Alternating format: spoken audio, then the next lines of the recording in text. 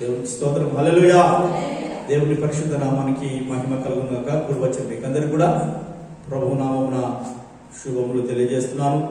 ఈ 16వ రోజు ఉపవాస ప్రార్థనలో మనమందరం కూడా ఆయన సన్నిధిలో చేరి ఆయనను స్తుతించగలిగాము, ఆయనను ఆరాధించగలిగాము, విజ్ఞాపన చేయగలిగాము. అదే సమయంలో దేవుని వాక్యాన్ని కూడా మనము ధ్యానించుకోబోతున్నాము. కనుక ఒక మాట దేవుని యొక్క వాక్యంలో నుంచి మనం చదువుకొని ప్రార్థనతో యొక్క వాక్య ధ్యానాన్ని మనం ప్రారంభించుకుందాము. లూకా శుభవార్త 4వ అధ్యాయము 16వ వచనం నుండి 19వ వచనం వరకు మనము చదువుకుందాం. లూకా శుభవార్త 4వ అధ్యాయము 16 నుండి 19 వరకు చదువుకుందాం. తరువాత ఆయన తాను పెరిగిన నజరేతునకు వచ్చెను. తన వాడుక చొప్పున విశ్రాంతి దినమందు సమాజ మందిరంలోనికి వెళ్లి చదువుటకే నిలుచుండగా ప్రవక్త అయిన యెషయా గ్రంథము ఆయన చేతికి ఇవ్వబడింది. ఆయన గ్రంథము విప్పగా, ప్రభువు ఆత్మ నా మీద ఉన్నది, బీదలకు సువార్త ప్రకటించుటకే ఆయన నన్ను అభిషేకించెను. చెరలోనున్న వారికి విడుదలను, గుడ్డి వారికి చూపును కలుగునని ప్రకటించుటకును, నలిగిన వారిని విడిపించుటకును, ప్రభువు హితవచనం ప్రకటించుటకును ఆయన నన్ను పంపి ఉన్నాడు అని వ్రాయబడిన చోటు ఆయనకు దొరికింది. చిన్న మాట ప్రార్థన. ప్రేమ కలిగిన మా తండ్రి, కృప కలిగిన మా దేవ, నీకు వందనాలు. వాక్యం మీది, మేము మీ వారం, ప్రజలు మీ వారు కనుక మాతో మాట్లాడండి, నాతో మాట్లాడండి, మమ్మల్ని బలపరచండి, నీ వాక్యాన్ని మాకు బోధించండి, మీరే నీ స్వరమును మాకు వినిపించి మమ్మల్ని బలపరిచి సహాయించి నీ కృపలో భద్రపరిచి దీవించు. యేసు నామమున ప్రార్థిస్తున్నాము తండ్రి. ఆమేన్. గడియలు ఆమేన్. హల్లెలూయా, హల్లెలూయా. దేవుని బిడ్డలారా, మనము గత 2-3 రోజులుగా పరిశుద్ధాత్మ అభిషేకము గురించి ధ్యానం చేసుకుంటున్నాం.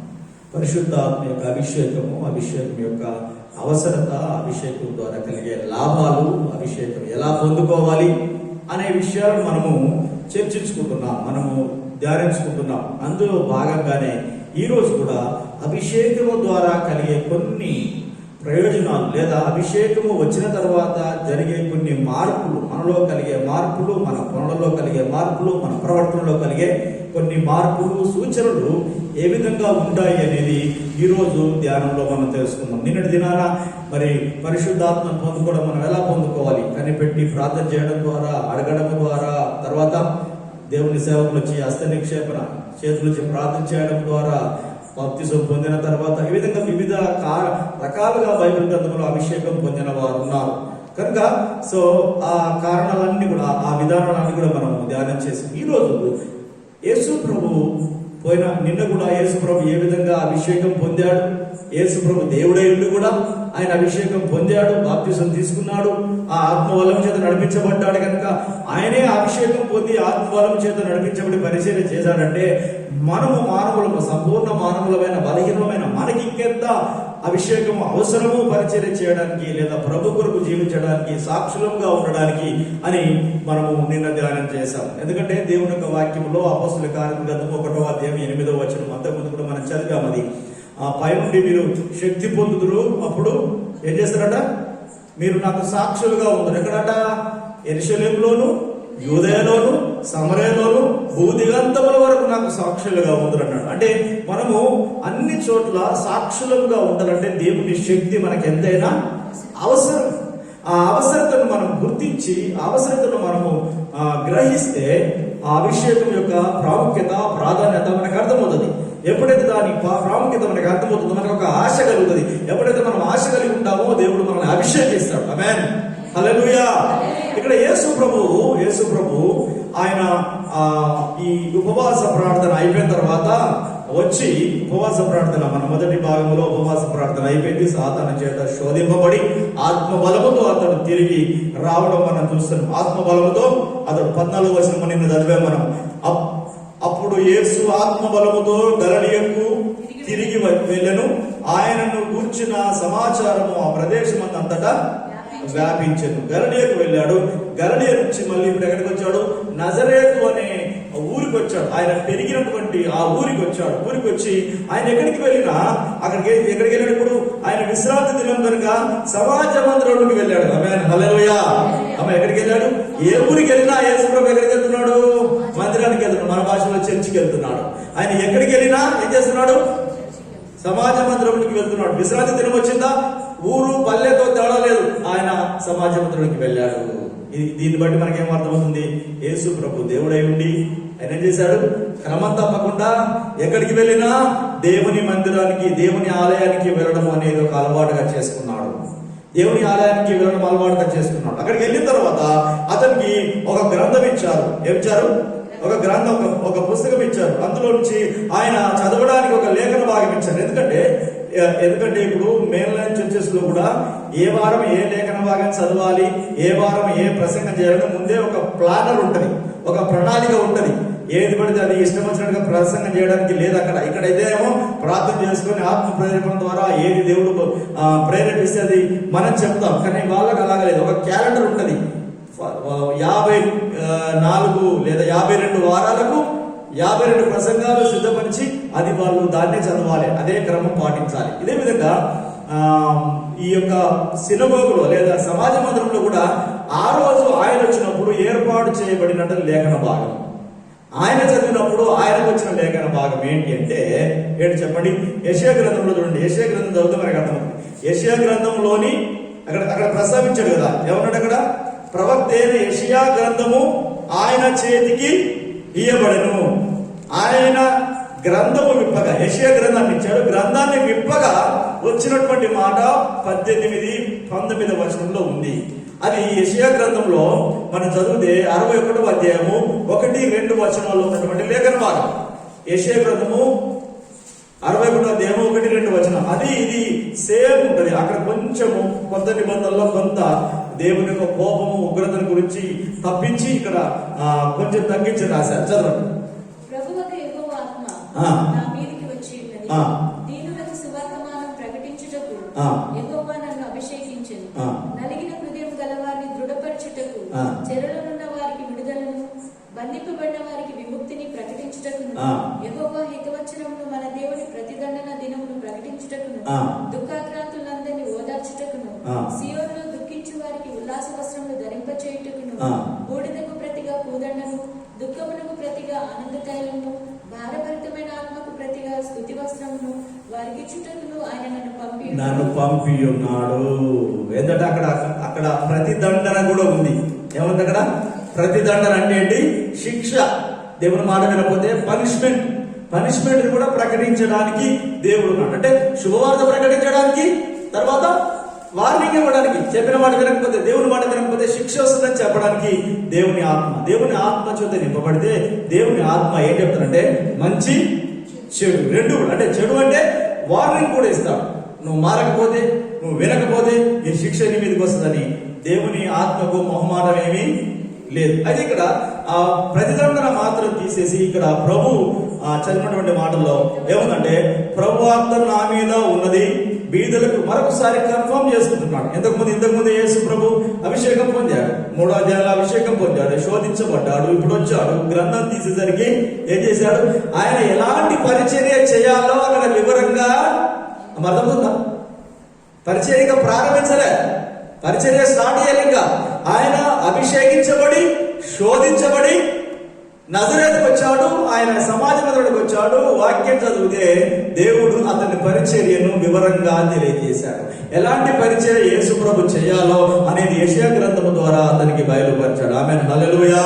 యేసు ప్రభు చెప్పాడు, నా అంతటా నేనేం చేయట్లేదు, తండ్రి ఏమి చెబుతున్నాడో, తండ్రి చిత్తం ఏదో అదే నేను జరిగిస్తున్నాను అంటున్నాడు. ఆ తండ్రి చిత్తం యెషయా గ్రంథ ప్రవచనము ద్వారా యేసు ప్రభుకు పరిచర్య విధానమును ఇక్కడ బయలుపరచడం జరిగింది. ఎలాంటి పరిచర్య చేయాలి, అభిషేకం వస్తే ఎలాంటి పరిచర్య మనం చేయగలము, అభిషేకం పొందిన వారు ఎలాంటి కార్యక్రమాలు చేయాలి అని ఇక్కడ వివరంగా ఉన్నది. అక్కడ వివరంగా ఉన్నది. చాలా విషయాల్లో మనం రాస్తే, మనం చదువుతుంది. ఒకటి, ప్రభువాత్మ నా మీద ఉన్నది, బీదలకు చెప్పండి ఏం చేయాలట? బీదలకు సువార్త ప్రకటించాలట. బీదలు అంటే ఆత్మ విషయమై దీనుడైన వారు దగ్గర. ఓకే, ఆత్మీయంగా బీదలకు ప్రకటించాలి. తర్వాత ఆర్థికంగా బీదలు కూడా ప్రకటించాలి. ఎందుకంటే చాలా మంది గొప్పల దగ్గరికి వెళ్తారు, బీదల దగ్గరికి చాలా మంది వెళ్ళరు. పరిశుద్ధ ఆత్మ అభిషేకం పొందిన వారు ఆత్మీయంగా బీదల దగ్గరికి వెళ్ళాలి, ఆర్థికంగా బీదల దగ్గర కూడా వెళ్ళి సువార్త ప్రకటించాలి. మొట్టమొదటి అభిషేకం పొందిన వారికి వచ్చే భారం ఏంటంటే సువార్త ప్రకటించాలి. నేను అనుభవించిన మేలు ఇతరులతో పంచుకోవాలి అనే భారం మనకు వస్తుంది.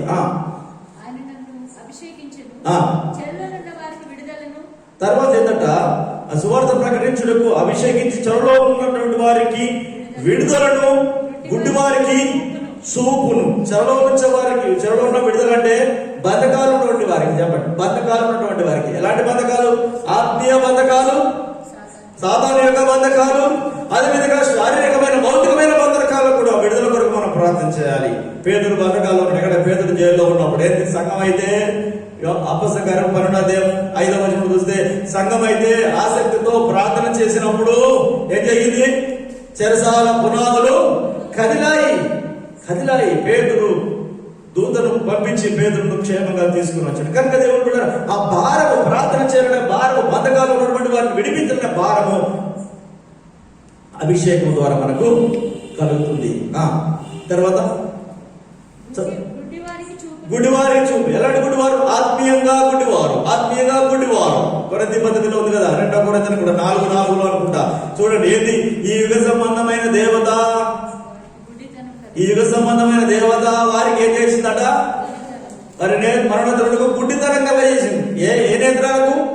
మనోనేత్రాలకు. మామూలు నేత్రాలు కనబడుతున్నాయి, చూస్తున్నారు, కానీ దేవుని యొక్క సత్యాన్ని, దేవుని యొక్క వాక్యాన్ని వారు గ్రహించలేకపోతున్నారు, దేవుని చూడలేకపోతున్నారు, దైవ సంబంధమైన చూడలేకపోతున్నారు.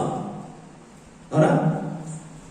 4:4 దేవుని స్వరూపి అయి ఉన్న క్రీస్తు మహిమను కనపరచు సువార్త ప్రకాశము వారికి ప్రకాశింపకుండా నిమిత్తం ఈ యుగ సంబంధమైన దేవత అవిశ్వాసులైన వారి మనోనేత్రములకు గుడ్డితనం కలిగజేస్తుంది. చెప్పండి, అవిశ్వాసులైనటువంటి వారు. కొంతమంది విశ్వాసులు కూడా మనోనేత్రాలకు గుడ్డితనం కలుగుతుంది.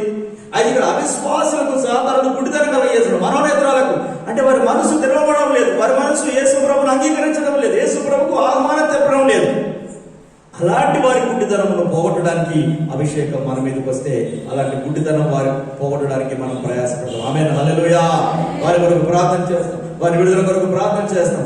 అలాంటి శక్తిని, అలాంటి విడుదల చేసే శక్తిని దేవుడు అభిషేకం ద్వారా, ఎంతమంది చెప్పారు, అభిషేకం వస్తే ఇవన్నీ కూడా ఏంటి మనకు అడిషనల్ గా, మనకి ఇవన్నీ కూడా దానికి అనుబంధంగా ఇవన్నీ కూడా మనకు వస్తాయి. అభిషేకముతో పాటు వచ్చేటివి ఇవన్నీ కూడా. ఓకే, తర్వాత నలిగిన వారిని విడిపించుటకును. నలిగిన వారంటే కృంగిపోయినటువంటి వారు, బలహీనమైనటువంటి వారు, మానసికంగా ఒత్తిడిలో ఉన్నటువంటి వారు, వారిని విడిపించుటకు,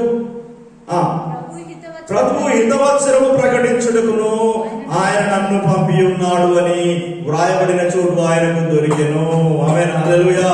ప్రభు హితవత్సరం అంటే ప్రభు గురించినటువంటి ఒక గొప్ప వార్తను, ప్రభు గురించినటువంటి సంతోషమైన వార్తను ప్రకటించడానికి ప్రభు నన్ను పంపి ఉన్నాడు అనే మాట అక్కడికి వచ్చిన తర్వాత, దాని తర్వాత అతడు ప్రయాణమై పరిచర్యను ప్రారంభించాడు. దాని తర్వాత మనం చూసాము యేసు ప్రభు పరిచర్యలో ఎన్ని అద్భుతాలు జరిగాయి, ఎన్ని దయాలు వెళ్ళిపోయాయి, ఎంతమందికి స్వస్థత కలిగింది, ఎంతమంది చనిపోయిన వారు లేచారు. ఈ అద్భుతాలన్నీ కూడా ఆయన ద్వారా పరిచర్యలో జరిగాయి. ఆమేన్, హల్లెలూయా, హల్లెలూయా. ఏమంటే ఆయన యేసు ప్రభు కదండి, దేవుడు కదండి, ఆయన ద్వారా జరుగుతాయండి, ఆయన చేస్తుంటే మనం అందరం చేయడం కుదరదండి, కాదు పోదు అండి అంటే కుదరదు. జరిగినవి అపోస్తలుల ద్వారా కూడా, చెప్పండి, జరిగినవి. ఎందుకంటే వాళ్ళ ఆత్మచేత అభిషేకించబడ్డారు కనుక వారి ద్వారా కూడా జరిగినవి. అంతేకాదు, యేసుప్రభు అన్నాడు నాయందు విశ్వాసం ఉంచువారు, నాయందు విశ్వాసం ఉంచువారు నాకంటే గొప్ప కార్యాలు చేస్తారన్నాడు. నేనే కాదు, నాయందు విశ్వాసం ఉంచినటువంటి వాడు, నా వాక్యం మీద నమ్మకం ఉంచినటువంటి. యోహాను సువార్త 15:12 వచనం ఒకటి ఉంటది. 15 యోహాను 12 మరి 15లో ఒకటి ఉంటది. నాయందు విశ్వాసం 12, 15, 14 చూడండి. నాయందు విశ్వాసం ఉంచువాడు ఏం చేస్తాడ? నాకంటే కూడా గొప్ప కార్యాలు చేస్తాడు. దేవుడు బిడ్డలారా, కనుక మనము దేవుని యందు విశ్వాసం ఉంచినట్లయితే మనం దేవునికి యేసు ప్రభువు చెప్పినట్టుగా ఆత్మాభిషేకం పొందుకున్న వారమైతే, ఆత్మతో నింపబడ్డ వారమైతే, ఆత్మతో నడిపింపబడే వారమైతే మనం ఈ కార్యాలన్నీ చేస్తాము. యేసు ప్రభు కంటే కూడా కొన్ని గొప్ప కార్యాలు చేయడానికి దేవుడు అలాంటి మాటలు యేసు ప్రభు తానే స్వయంగా చెప్పాడు. కనుక అభిషేకం అనేది దేవుని ఈ పరిచర్యలో కానీ, ఈ లోకంలో ఈ యొక్క పాపభూయిష్టమైనటువంటి అంధకార ఈ లోకంలో మనం ప్రయాణించడానికి, వెలుగుగా ప్రకాశిస్తూ ముందుకు వెళ్ళడానికి, జయ జీవితం జీవించడానికి అభిషేకం అనేది మనకు అవసరమైన సంగతిని మనము గుర్తుపెట్టుకోవాలి. అయితే దేవుడు ఏం చేస్తాడు, అందుకే మనకు దేవుడు ఎలాంటి అభిషేకం ఇస్తాడంటే కొలత లేని యోహాను స్వార్థ చూడండి. యోహాను స్వార్థ 3:34 యోహాను స్వార్థ 3:34 ఎలాంటి అభిషేకం ఇస్తాడంటే కొలత లేని ఆత్మతో నింపుతాడట ఆయన. ఆమేన్, హల్లెలూయా, హల్లెలూయా. 3:34 యోహాను. ఆయన సాక్ష్యం అంగీకరించిన వాడు దేవుడు సత్యవంతుడను మాటను ముద్ర వేసి ఉన్నాడు. దేవుడు తనను పంపిన వానికి కొలత లేకుండా ఆత్మను అనుగ్రహించిన గనుక ఆయన దేవుని మాటలే పలుకును. ఆమేన్, హల్లెలూయా. చెప్పండి, ఏ పాటలు పడతామండి? ఇప్పుడు అభిషేకం పొంది ఏం మాటలు పడతామా? చెప్పండి. అభిషేకం పొంది ఎవరి గురించి మాట్లాడతాం మనము? దేవుని గురించే, దేవుని మాటలే. ఎందుకంటే దేవుని ఆత్మలో ఉన్నాడు, దేవుడు మనకు తోడుగా ఉన్నాడు. దేవుని ఆధీనంలో మనం ఉండిపోతాం. నేను దేవుని ఆధీనంలో ఉండిపోతాం. ఎందుకంటే మనము ప్రవహించే అంటే తేలిపోయే అనుభవంలోకి వచ్చాం కదా. ఆత్మ స్వాధీనంలో కనుక ఆత్మ మనల్ని తన స్వాధీనం తీసుకొని మనము కొలతలేని ఆత్మతో, నేను నిన్న చెప్పాను అనుభవాలు ఎలా ఉన్నాయి? శిలమండల అనుభవము, మోకాల అనుభవము, మొలల్లో అనుభవము.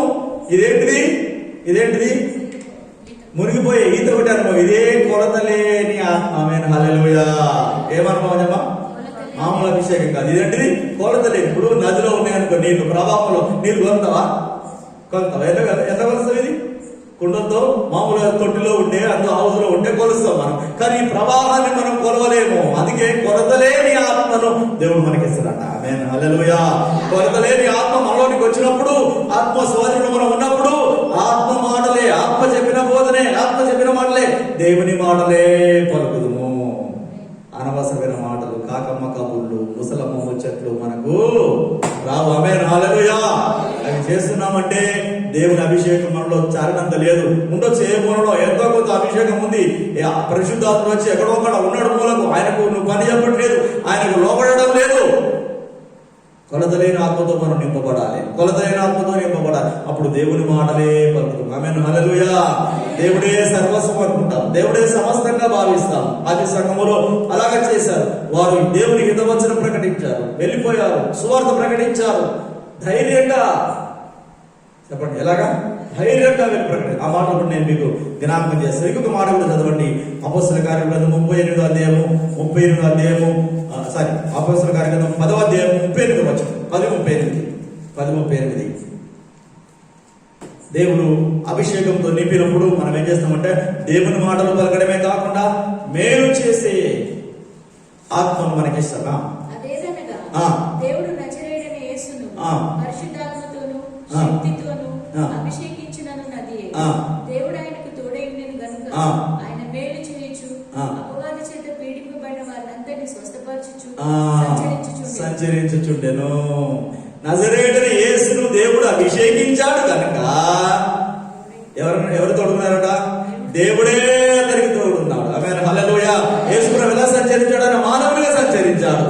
కానీ పరిశుద్ధాత్మ రూపంలో దేవుడు అతనికి తోడుగా ఉన్నాడు కనుక అతను ఏం చేశాడట?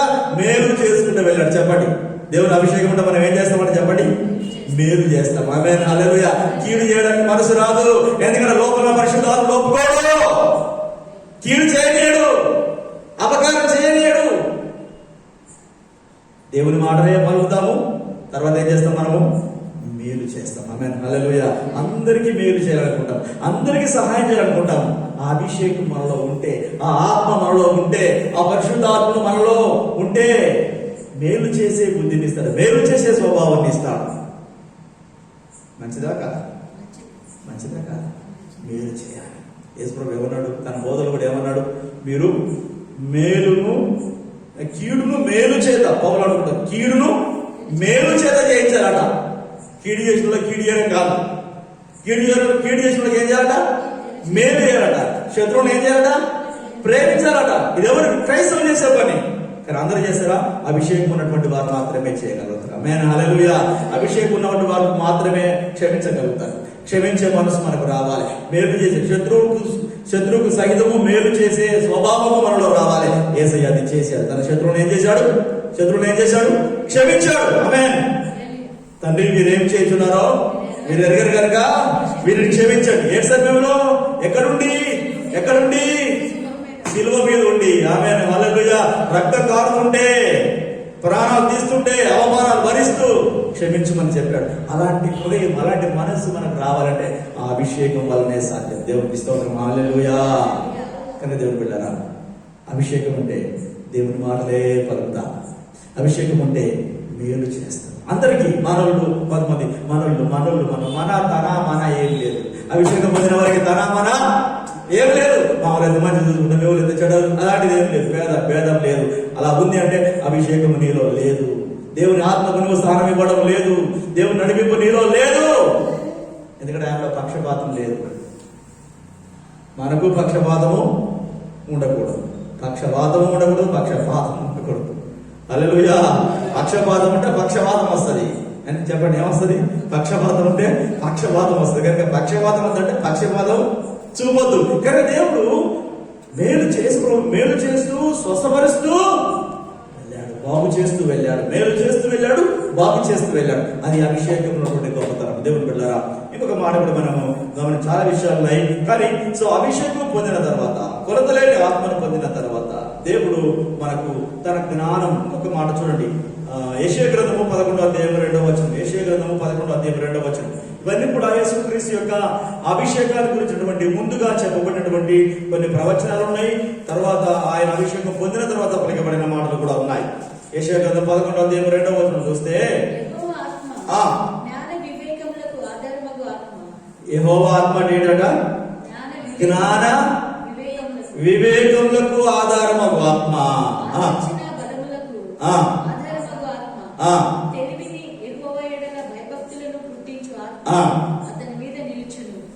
ఎవరి మీదనైతే అభిషేకం వస్తుందో చెప్పండి, ఏం చేస్తారట? యేసుప్రభు మీద అభిషేకం ఉంది. యేసుప్రభు గురించి చెప్పిన మాట, యేసుప్రభు మీద అభిషేకం ఉంటే ఇక్కడ 6 విషయాలను మీరు గమనించాలి. చూడండి, 6 విషయాలు. జ్ఞానం ఉంది, వివేకం ఉంది, తెలివి ఉంది, బలం ఉంది, ఆలోచన ఉంది, భయభక్తులు గల ఆత్మ. దేవుడంటే భయము, దేవుడంటే భక్తి కూడా ఆ అభిషేకము ద్వారా ఆత్మీయ మనల్ని పట్టుకొని వచ్చేస్తారు. దేవుని మందిరానికి పాస్టర్ గారు చెప్పాల్సిన అవసరం లేదు. చెప్పండి, పాస్టర్ గారు రమ్మని చెప్పాల్సిన అవసరం లేదు. ఆ భక్తి మనలో ఉంటది. ఆత్మ మనల్ని తోడుకొని వచ్చేస్తాడు. ఆమేన్. హల్లెలూయా. బలవంతం చేసుకొని వచ్చేస్తాడు. 6 విషయాలని, ఆలోచన, బుద్ధి, తెలివి, జ్ఞానం, ఆయన భయభక్తులు, ఆత్మ ద్వారా. ఇవన్నీ కూడా బోనస్ మనకు. అభిషేకం ఉంటే ఈ లక్షణాలన్నీ మనల్ని వెంబడిస్తాయి. ఆత్మ అభిషేకంతో పాటు అన్ని కూడా ప్యాకేజ్ గా వచ్చేస్తాయి. హల్లెలూయా. హల్లెలూయా. సో ఇవి మనకు పర్సనల్ గా, ఇవి ఇప్పుడు చెప్పినవి కూడా మనకు వ్యక్తిగతంగా వచ్చేవి, మనలో ఉండేటివి, మనకు ఉపయోగపడేటివి, మనకు సహాయం చేసేవి. తెలివి ఎవరికి ఉపయోగపడింది? వివేచన ఎవరికి ఉపయోగపడింది? భయభక్తులు ఎవరికి ఉపయోగపడుతుంది? మనకు ఉపయోగపడేటివి వస్తాయి, మందికి ఉపయోగపడేటివి వస్తాయి. మందికి ఉపయోగపడేటి ఇంతకుముందు చెప్పాను నేను. యెషయా గ్రంథము 61వ అధ్యాయంలో చెప్పాను కదా. 1, వీధులకు స్వార్థ మనం ప్రకటించడము, రోగులను స్వస్థపరచడము, సాతాను చేత బంధించబడిన వారు విడిపించడము, నశించిన వారికి వారి కన్నులు తెరవడం. 4 ప్రాముఖ్యంగా 4 విషయాలు చెప్పాను. అక్కడ 4 ఉన్నాయి, ఇక్కడ 6, అక్కడ 4. ఈ 6 మనకు ఉపయోగపడతాయి, ఈ 4 ప్రజలకు ఉపయోగపడేటివి. ఆత్మాభిషేకము ద్వారా మనకందరికీ కలిగేటివి. దేవునికి స్తోత్రం కలుగును గాక. ఆమేన్. హల్లెలూయా. హల్లెలూయా. 42వ అధ్యాయము, యెషయా 42వ అధ్యాయము 1వ వచనము, 42వ అధ్యాయం 1వ వచనము. ఇంకా మనం ఏం చేస్తామంటే అన్ని జనులకు న్యాయం చేస్తాము, విమోచన కార్యాన్ని మనం జరిగిస్తామని అక్కడ 42వ అధ్యాయము 1వ వచనము. ఇదిగో నేను ఆదుకుని, యేసుప్రభు గురించి చెప్పినటువంటి మాటనే, ఇదిగో నేను ఆదుకుని నా సేవకుడు, నేను ఏర్పరచుకున్నవాడు, నా ప్రాణమునకు ప్రియుడు, నా ఆత్మను ఉంచి. చెప్పండి, తనకు ప్రియమైనటువంటి సేవకులలో దేవుడు ఏం చేస్తున్నాడ? చెప్పండి, ఏమొచ్చాడు? నా ఆత్మను ఉంచి ఉన్నాను, న్యాయము చేయను. అన్ని జనులకు న్యాయం చేస్తాడు. మనోళ్ళకే కాదు, మందికి కూడా న్యాయం చేస్తాడు.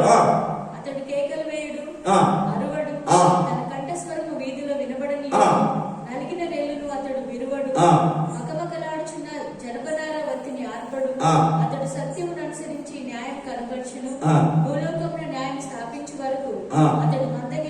నలుగుడు పడడు. ఆ. ద్వీపములు అతని బోధకులకు కనిపెట్టును. ఆ. ఆకాశములను సృజించిన వాడిని విశాలపరిచి భూమిని అందులో పుట్టిన సమస్తమును పరిచి. చాలు అక్కడ తర్వాత చదవండి మీరు. అంటే అతడు చేసే పని ఉంది, చేయకూడని పనులు కూడా ఉన్నాయి. చెప్పండి, ఈ పనులు చేస్తాడు, మిగతా పనులు ఆయన చేయడు. అంటే ఆత్మ అందుకే అంటున్నాడు, దేవుడు అంటున్నాడు ఇక్కడ, నా ప్రియమైన సేవకుడు. చెప్పండి, ఎవరు? నా ప్రియమైన సేవకుడిలో నా ఆత్మను ఉంచి ఉన్నాను. దేవునికి ప్రియంగా మనం ఉంటే, చెప్పండి, దేవునికి ప్రియమైన వారంగా ఉంటే, దేవునికి ఇష్టమైన వారంగా ఉంటే, ఇష్టమైన సేవకులుగా, ఇష్టమైన బిడ్డలముగా, ఇష్టమైనటువంటి సంఘముగా మనం ఉంటే, తానే తన ఆత్మను మనలో ఉంచుతాడు. ఆమేన్, హల్లెలూయా. నా ఆత్మను నేను అతనిలో ఉంచాను, అందుకే అతడు అన్ని జనుల్లో కూడా న్యాయం చేస్తాడు. దేవుని అభిషేకం మనలో ఉంటే వ్యత్యాసం చూపు. మనం అన్ని జనులకు కూడా ఏం చేస్తాం? చెప్పండి, న్యాయం చేస్తాం. ఆయన అన్ని జనులకు న్యాయం చేస్తాం. తర్వాత ఇంకా మిగతా విషయాలు చెప్పాడు. అంటే ఇతరులకు కీడు చేయడు, ఇతరులకు అన్యాయం చేయడు, ఇతరులకు నష్టం కలిగించడం, ఇవన్నీ కూడా. అంతేకాదు, దానికంటే ముఖ్యమైనది ఒకటి, అతడు ఏం చేయడట? కేకలు వేయడు. చెప్పండి, ఏం చేయడు? ఎక్కడ కేకలు వేయడు? ఎక్కడ వేడు కేకలు? ఎక్కడ వేయడు? చెప్పండి, వీధుల్లో కేకలు వేయడు. అభిషేకం పొందినోడు వీధుల్లో కేకలేడు. మనం వేస్తాం కదా, ఏం చేస్తే కేకలు, వీధుల కేకలు ఎక్కడంటే నీళ్ళ కాడ, షాప్ కాడ, ఇలాంటి వేస్తారు. ఆ కేకల గురించి. ఈ అభిషేకం పొందిన వ్యక్తి ఆ కేకలేయడు. నీళ్లు పోయినా మంచిది, దేవునికి స్తోత్రం అని వచ్చేస్తాడు. అవునా కదా? నీళ్లు పోయినా దేవునికి స్తోత్రం అని వచ్చేస్తాడు. నీళ్లు పోయినా మంచిదే, దేవునికి స్తోత్రం అని వచ్చేస్తాడు. అభిషేకం ఉంటే వీధుల్లో పడం. మనం అందరిలాగా మనం బయట గొడవలు పెట్టుకోము, కొట్లాటలు పెట్టుకోము, పరువు తీసుకోము, దేవుని పరువు తీయము. ఎందుకంటే మనం దేవుని ఆత్మ ఆదిలో ఉన్నాం. నా సేవకుడు బజార్లో పడడు. ఆమేన్, హల్లెలూయా. నా సేవకుడు బజార్లో పడడు, కేకలు వేయడు, తన పరువు తీసుకోడు, నా పరువు తీయడు. అది అభిషేకం పొందిన విశ్వాసులందరికీ, మనందరికీ వర్తిస్తుంది. నా బిడ్డ, నా సేవకుడు, నేను ఆత్మను ఉంచినటువంటి సేవకురాలు వీధిలో కేకలు రావు, బూతులు రావు. ఏమొస్తాయి? దేవుని మాటలు వస్తాయి. ఆమేన్, హల్లెలూయా. దేవుని మాటలే వస్తాయి, దయగల మాటలే వస్తాయి, కనికరమునే చూపుతారు. యేసుప్రభు ఏం చేశాడట? ప్రజలు కాపరు లేని గొర్రెల వలె ఉండడం వారిని చూసి వారిపైన కనికరపడేను అని. ఆమేన్, హల్లెలూయా. ఆ కనికరం వస్తుంది, మనకు కనికరం వస్తుంది అభిషేకం ఉంటే. యేసుప్రభు కన్నీరు కార్చాడు. ఎవరి దగ్గర? మరియ మార్త దగ్గరికి వెళ్ళి, యోహాను 11:35లో యేసు కన్నీరు విడిచెను అని ఉంది. కనికరముతో కదలింపబడేను ఉంది. He was moved with tears. ఆయన కనికరముతో కదలింపబడ్డాడు, కన్నీటితో కదలింపబడ్డాడు. ఎందుకంటే ఆయనలో దేవుడు తన ఆత్మను ఉంచి ఉన్నాడు కనుక. ఆమేన్, హల్లెలూయా. అభిషేకం పొందిన వారి మార్పు, అభిషేకం పొందిన వారిలో ప్రవర్తన, అభిషేకం పొందిన వారిలో మాటలు, అభిషేకం పొందిన వారిలో క్రియలు అన్నీ మారిపోతాయి. ఆమేన్, హల్లెలూయా.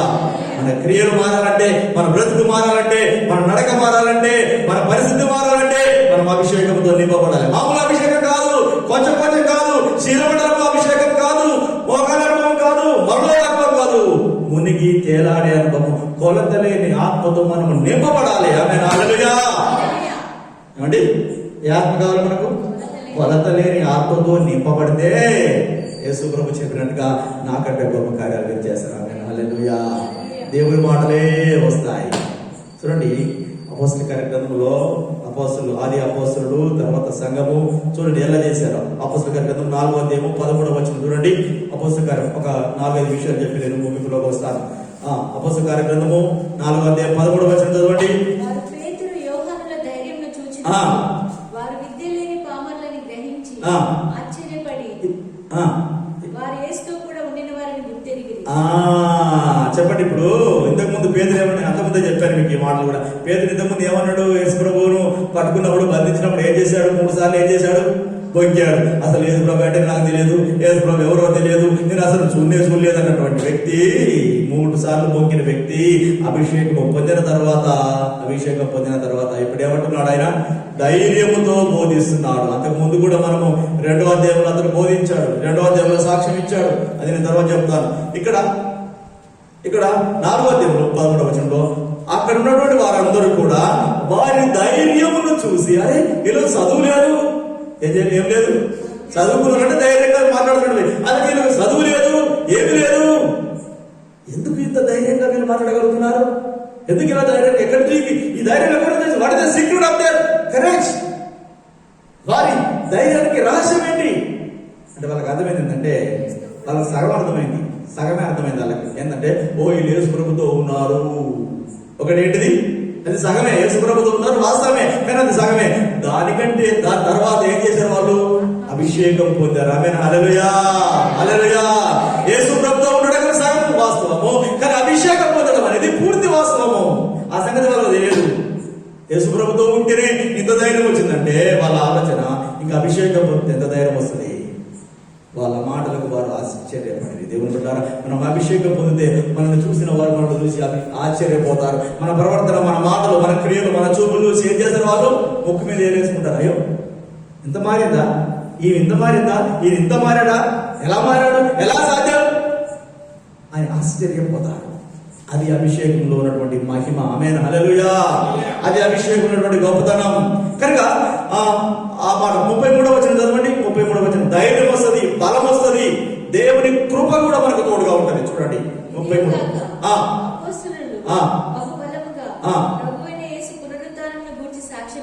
బహుబలముగా ప్రభు అయిన యేసు క్రీస్తు పునరుత్థానం గురించి సాక్ష్యం ఇచ్చిరి.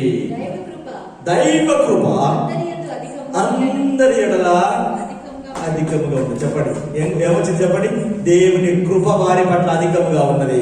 అభిషేకముతో దేవుని కృప వారికి అధికముగా లభిస్తుంది. దైవ కృప వారికి తోడుగా ఉంది. దేవుడే తన ఆత్మను తన దాసుల్లో, తన బిడ్డలో ఉంచినప్పుడు, ఆయనే వారికి తోడుగా ఉన్నప్పుడు, ఆయన కృప కూడా వారికి తోడుగా ఏం చేస్తాడా? పంపిస్తాడు. దైవ కృప, దైవ కృప. దేవుని బిడ్డలారా, అపోస్తల కార్యం 2వ అధ్యాయం 32వ వచనం చూడండి. అపోస్తల కార్యం 2వ అధ్యాయం 32వ వచనంలో 2:32లో యేసును దేవుడు లేపెను, దీనికి మేమందరము సాక్షులు కాగా ఆయన దేవుని కుడి పార్శ్వమునకు హెచ్చింపబడి పరిశుద్ధాత్మను గూర్చిన వాగ్దానమును తండ్రి వల్ల పొంది మీరు చూచుచూ వినుచునున్నది. పెంతెకోస్తు అయిపోయిన తర్వాత పేతురు నిలబడి ఈ విధంగా సాక్ష్యం ఇస్తున్నాడు. మీరు సిలువ వేసిన యేసును దేవుడు లేపినాడు, దానికి మేమే చెప్పండి సాక్షులము. సాక్ష్యం ఇస్తున్నాడు. ఇంతకుముందు ఏమన్నా నేను చూడలేదన్నాడు. చెప్పండి, ఇంతకుముందు నువ్వు వేసుకుంటూ ఉన్నావు కదా అని చిన్నపిల్ల చూపిస్తే ఏం చేశాడు? లేదన్నాడు. ఇప్పుడు అంటాడు, దానికి మేమే సాక్షులము, ఆయనకు మేమే సాక్షులము. ఏమని చెప్తున్నారో చేసుకోండి. ఎక్కడి నుంచి వచ్చిన ధైర్యం? అభిషేకము ద్వారా. ఆమేన్, హల్లెలూయా. ఎక్కడి నుంచి వచ్చింది? పరిశుద్ధాత్మ అభిషేకం ద్వారా. 3:15లో పేతురు, అదే పేతురు ఇంకా సాక్ష్యం ఇస్తున్నాడు. జీవాధిపతిని చంపితిరి గాని అందుకు మేము, ఆయన ఏమంటాడు? మీరే చంపారంటాడు. ఎవరితోని? యూదులతో అంటాడు. మీరే చంపారు, దానికి మేమే సాక్ష్యం, మేమే చూసామంటున్నారు. అంతకుముందేమో అసలు యేసు ప్రభువే మాకు తెలియదు, మీరే చంపారని చెప్పి ధైర్యంగా నిలబడుతుంది. దానికి మేమే సాక్ష్యం అంటారు. ఎక్కడి నుంచి వచ్చింది ధైర్యం? అభిషేకం ద్వారా. 6వ అధ్యాయం 8వ వచనం. అపోస్తల కార్యం 6వ అధ్యాయం 8వ వచనం. త్వరగా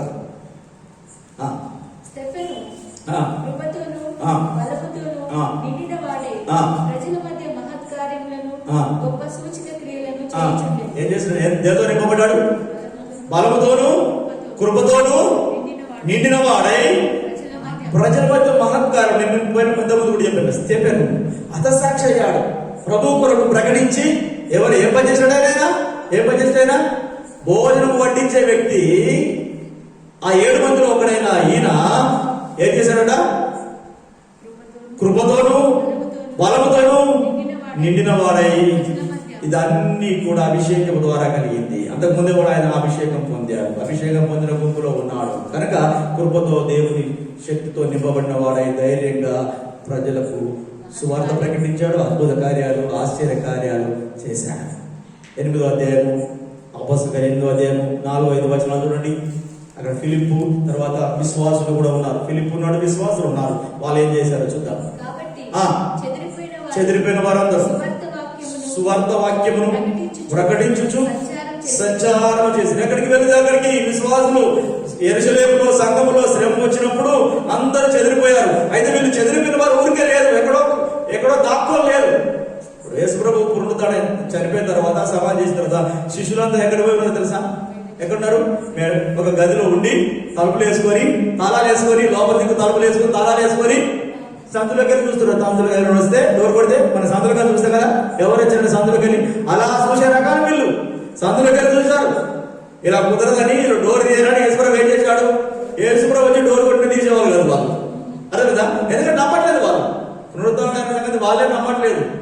డోర్ తీసి ఒకవేళ యేసుప్రభు వచ్చి డోర్ కొడితే తీసి ఉండేవాళ్ళు. అందుకే యేసుప్రభు ఏం చేశాడు? డైరెక్ట్ గా వచ్చేసాడు. హల్లెలూయా. డైరెక్ట్ గా ఈ డోర్ తీసే పని లేదు, డైరెక్ట్ గా వచ్చేసాడు లోపలికి. ఎందుకంటే మహిమ శరీరం కదా, ఆ డోర్ మూసి ఉండగానే లోపలికి వచ్చేసాడు. అప్పుడు కూడా భయపడ్డారు, ఏంటి ఇలా వచ్చాడేంటి, మేము డోర్ తీయకుండా వచ్చాడేందని అప్పుడు భయపడ్డారు. తర్వాత తన చేతులు గాయాలన్నీ చూసినాక అప్పుడు వాళ్ళు ఎంతో కొంత నమ్మారు భయంగా. కానీ ఇంకా పిరికితనం పోలే, ఇంకా భయం పోలే. ఏమో ఇది కాలం నిజమో అర్థం కావట్లేదు. పేదలు చెరసాల నుంచి బయటకు వచ్చినంత ఏమంటుంది, ఇది కాల నిజమానికించుకున్నట్టుగా వీరు కూడా అర్థం కావట్లేదు. కానీ ఎప్పుడైతే అభిషేకం పొందుకున్నారు, ఆమేన్ హల్లెలూయా, ఆయన మరణము మీరే, ఆయన మరణం దండన విధించారు, దానికి మేమే సాక్ష్యం. ఆమేన్ హల్లెలూయా.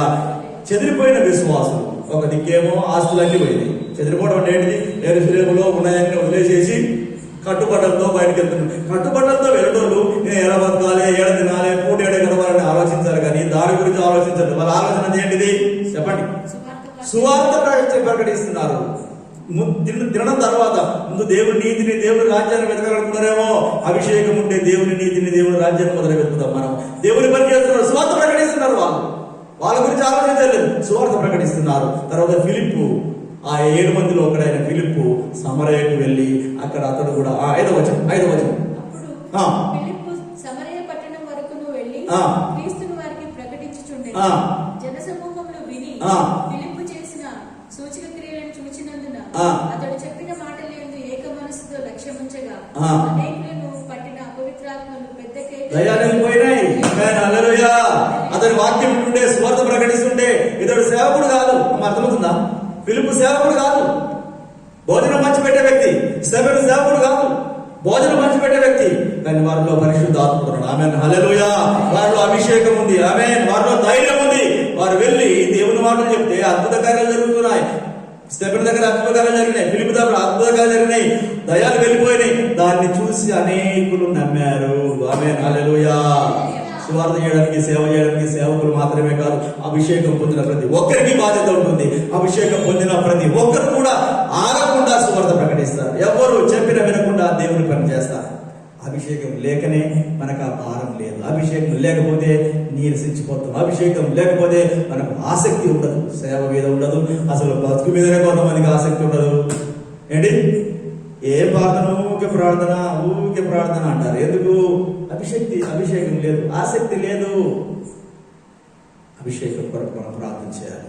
ఓకే, చివరిగా ఇంకొక మాట. అపొస్తలుల కార్యము 28వ అధ్యాయము 26వ అధ్యాయము 18వ వచనం. 26:18 పౌలు చెప్తున్నటువంటి మాట. నన్ను చూచి ఉన్న సంగతిని గురించి, నీవు నన్ను చూచి ఉన్న సంగతిని గురించి, నేను నీకు కనబడబో సంగతిని గురించి, నిన్ను పరిచారకునిగాను సాక్షినిగాను నియమించుటకై కనబడి ఉన్నాను. నీవు లేచి నీ పాదములు మోపి నిలుపుము. నేను ఈ ప్రజల వలనను అన్యజనుల వలనను హాని కలగకుండా నిన్ను కాపాడేదను. వారు చీకటిలో నుండి వెలుగులోనికి, సాతాను అధికారం నుండి. అంటే పౌలుకు దేవుడు దర్శనమిచ్చి చెప్పినటువంటి మాటలు, సాక్షిగా నేను నిన్ను వాడుకుంటానని చెప్పి పౌలుకు చెప్పి, పౌలుకు ఇచ్చిన దర్శనం గురించి అక్కడ వివరిస్తూ సాక్షి చెప్తున్నాడు. ఎక్కడ? అగ్రిప్ప రాజు దగ్గర. రాజుల దగ్గర పౌలు ఏం చేస్తున్నాడు? రాజుల దగ్గర, అధికారుల దగ్గర ఏం చేస్తున్నాడు? రాజా అని వాళ్ళ పేరు పెట్టి పిలిచి ధైర్యంగా వారికి సాక్ష్యం ఇస్తున్నాడు. అగ్రిప్ప రాజా అని చెప్తున్నాడు. ఆయన ఏమన్నాడు? అగ్రిప్ప రాజా అని చెప్పి రాజు పేరు పెట్టి, ఎవరు జనరల్గా అంటారు ప్రభు, చిత్త ప్రభు అని ఇలాగ అనాలి. కానీ ఆయన అంటున్నాడు అగ్రిప్ప రాజా అని సంబోధిస్తూ ఆయన సాక్ష్యం చెప్తున్నాడు. అంటే అంత ధైర్యం ఎక్కడి నుంచి వచ్చింది? పౌలు అభిషేకం పొందాడు. ఆమేన్ హల్లెలూయా.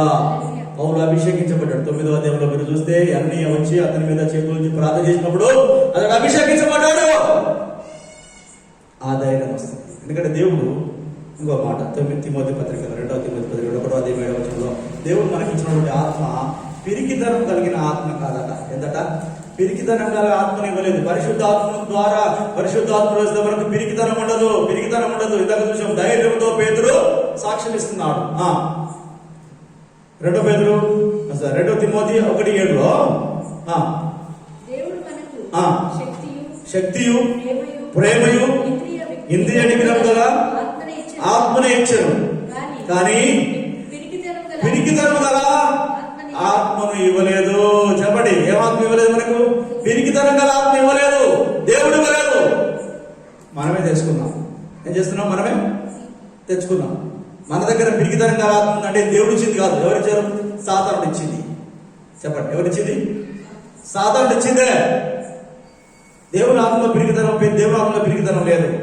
అందుకే ఇంద్రియ నిగ్రహమును ప్రేమయు ఆత్మనే ఇచ్చాను. ప్రేమ కలిగిన ఆత్మను ఇచ్చాను, కానీ పిరికితనం కలిగిన ఆత్మను ఇవ్వలేదు. దేవుడు ఇచ్చిన ఆత్మ ధైర్యం గల ఆత్మ, ప్రేమించే ఆత్మ. ఆమేన్, హల్లెలూయా. చివరిగా రోమపత్రిక 8వ అధ్యాయం 15వ వచనంలో ఆయన దత్తపుత్రాత్మనిచ్చాడు మనకు. దత్తపుత్రాత్మను, దాస్యపు ఆత్మ కాదు, దత్తపుత్రాత్మ. మనం ఆయన దత్తపుత్రులకు అబ్బా తండ్రి అని మొరపెట్టేటువంటి ఆత్మను, ఆధిక్యతను దేవుడు తన అభిషేకం ద్వారా మనకి ఇచ్చాడు. 8:15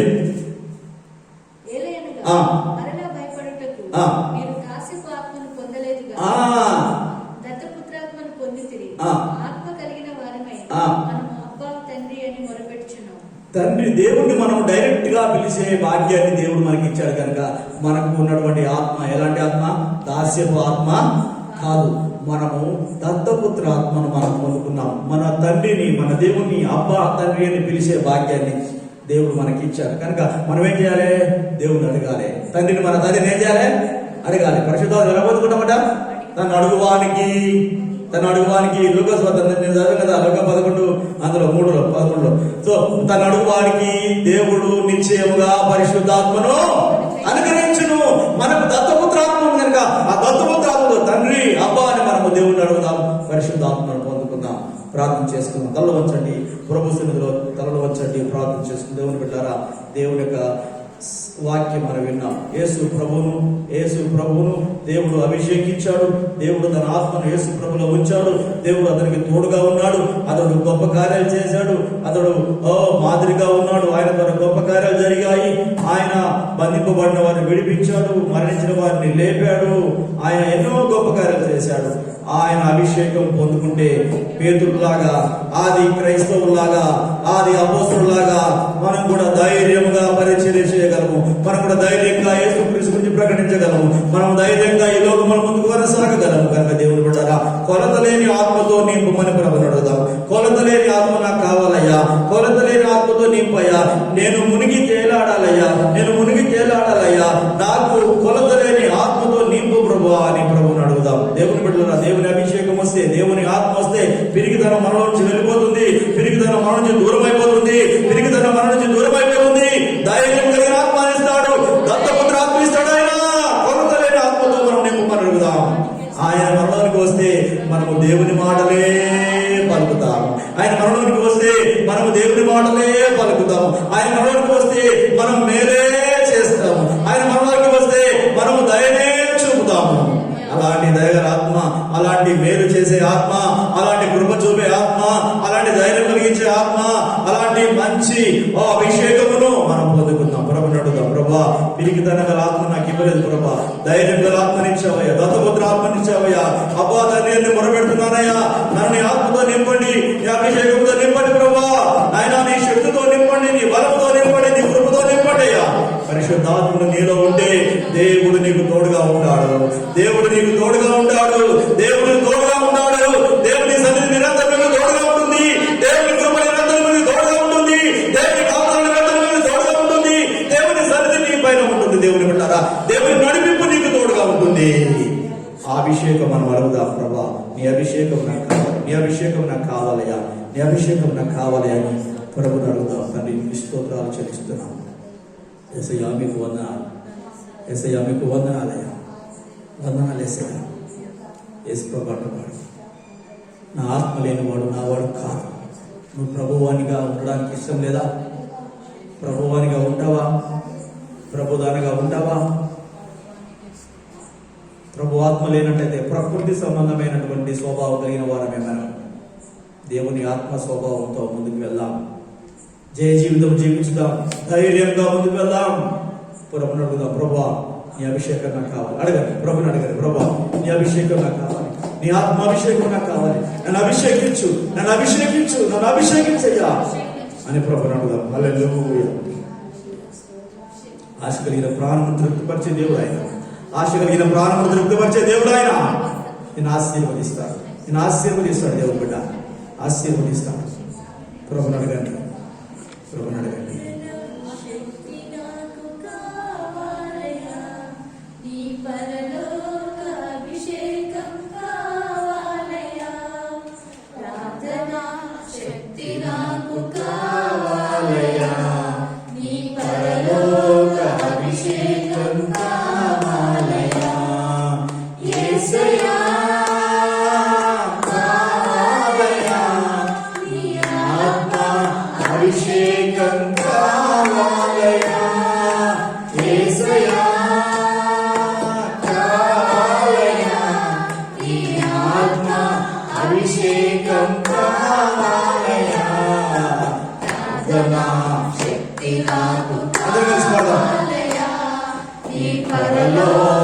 అభిషేకం కావాలయా, ప్రార్థనా శక్తి నాకు కావాలయా, నీ పరలోక అభిషేకం కావాలయా.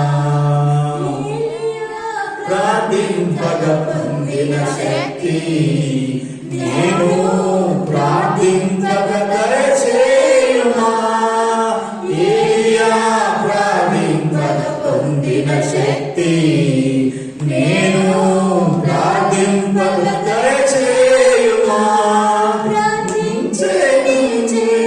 భాగ్యమీయుమా, ప్రార్థించి భాగ్యమీయుమా. నిరంతరం కృపనీయుమా, నిరంతరం కృపనీయుమా. ప్రార్థనా శక్తి నాకు కావాలయా, నీ పరలోక అభిషేకం కావాలయా. ప్రార్థనా శక్తి నాకు కావాలయా, నీ ప్రార్థన శక్తిగా నీ పరలోక అభిషేకం నాకు కావాలి. ప్రార్థన చేసుకుందాం, ప్రార్థన చేసుకుందాం. ప్రభువా నీ అభిషేకం మాకు కావాలని. ప్రేమగల మా తండ్రి, కృపగల మా దేవా నీకు వందనాలు చెల్లిస్తున్నాం. నీ వాక్యం మేము విన్నాము, మీరు మాతో మాట్లాడారయ్యా. ఆత్మాభిషేకం యొక్క ఆవశ్యకత, ఆత్మాభిషేకం ఉంటే జరిగే మేళ్ళు, ఆత్మాభిషేకం ఉంటే జరిగే కార్యాలు, ఆత్మాభిషేకం ద్వారా మీరు మాకు చేసే గొప్ప కార్యాల నుంచి మీరు మాకు వివరించినారు. ఆయనకి స్తోత్రాలు నాయన. మేము ప్రభువా నీ అభిషేకం పొందుకొని, పరిశుద్ధ ఆత్మాభిషేకం పొందుకొని ధైర్యముగా ప్రభువా కృప పొందిన వారమై మీ సన్నిధితో నాయన నీ యొక్క ఆత్మను నడిపింపుదల ముందుకు సాగడానికి సహాయం. ప్రతి ఒక్కరు మీరు అభిషేకించండి. ఈ మాటలు వింటున్న ప్రతి ఒక్కరు మీరు అభిషేకించండి. ఈ స్వరం వింటున్న ప్రతి ఒక్కరు మీరు అభిషేకించండి ప్రభువా. నీ కృపతో నింపండి, ప్రార్థన ఆత్మతో నింపండి ప్రభువానికి స్తోత్రాలు చెల్లిస్తున్నాం. నీ అభిషేకం దిగి రానివ్వండి. ప్రతి ఒక్కరికి అభిషేకం దిగి వచ్చును కాక, ప్రతి ఒక్కరికి అభిషేకం దిగి వచ్చును కాక. కొలతలేని ఆత్మతో నింపండి ప్రభువా, కొలతలేని ఆత్మతో నింపండి ప్రభువా, కొలతలేని ఆత్మతో నింపండి ప్రభువానికి స్తోత్రాలు చెల్లిస్తున్నాం. ప్రతి ఒక్కరు మీరు అభిషేకం ఆశీర్వదించండి, దీవించండి, జయజీవితం జీవించే కృపను అనుగ్రహించండి, సహాయం చేయండి. మేము అభిషేకం పొందిన వారమై నీ మాటలే పలుకులకు సహాయం చేయండి, మేలు చేయటకు సహాయం చేయండి. వీధులలో మేము అరవకుండా కేకలు లేకుండా సహాయం చేయండి. నిన్ను మేము ప్రభువా ప్రతిబింబించే వారంగా మమ్మల్ని మార్చండి, సహాయం చేయండి. నీకు వందనాలు స్తోత్రాలు చెల్లిస్తూ యేసు క్రీస్తు నామమున ప్రార్థించి వేడుకుంటున్నాము తండ్రి. ఆమేన్. యేసు రక్తమే చేయి, ప్రవేశ రక్తమే చేయి, ప్రవేశ నామమున సంపూర్ణ విజయం కలుగుతుంది. ఆమేన్, ఆమేన్. దేవుని బిడ్డలారా, పెద్దప్పుడు వందనాలు. రేపు త్వరగా రండి. రేపు దైవజనులు వస్తున్నారు, అభిషేక్తులు కృపావరం కలిగిన దైవజనులు వస్తున్నారు. రేపు ఎల్లుండి అవతలండి 3 రోజులు అభిషేక కోరికలు ఉంటాయి. నిజంగా మీరు పరిశుద్ధాత్మ అభిషేకం పొందుకోవాలంటే జయ జీవితం జీవించడానికి, ధైర్యంగా దేవుని కొరకు జీవించడానికి ఆశ కలిగి ఉంటే రేపు త్వరగా రండి, 7 గంటలకు రండి. దేవుని సన్నిధిలో అడగండి, ముందే వచ్చి కనిపెట్టండి, అభిషేకం కొరకు కనిపెట్టండి. దేవుని సేవకులు వస్తారు, మీ మీద చేతుల నుంచి ప్రార్థన చేస్తారు, అభిషేకం కొరకు ప్రార్థన చేస్తారు. కనుక ఆశ కలిగిన వారందరూ కూడా ఎవ్వరు మిస్ కాకుండా అవకాశం ఉన్న ప్రతి ఒక్కరూ ఈ 3 రోజులు, కనీసం ఈ 3 రోజులన్నా చివరి రోజులన్నా వచ్చి దేవుని చేత దీవించబడాలని నేను కోరుకుంటున్నాను. దేవుడు మిమ్మల్ని దీవించుకుంటాను. God bless you.